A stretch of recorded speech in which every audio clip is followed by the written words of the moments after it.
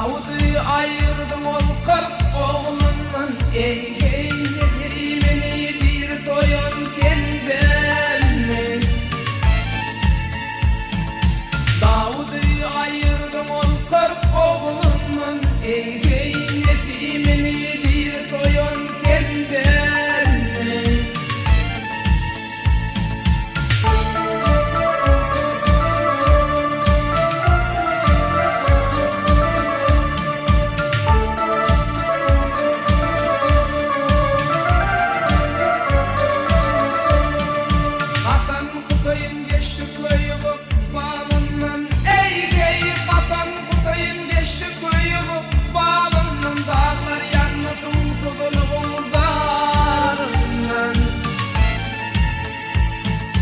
Deryaniyle çöp kapyan yerinden. Ey hey çağlarını şehit koyun temden.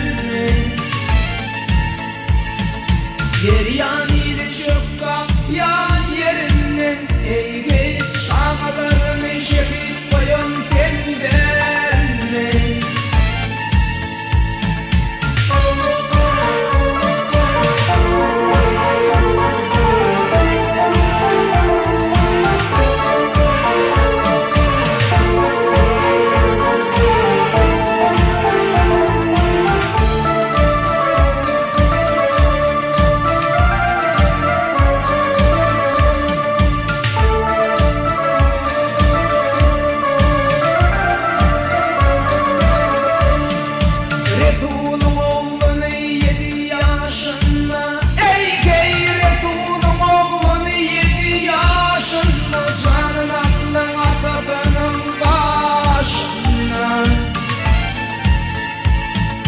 Kimden koydum seni bugün koşun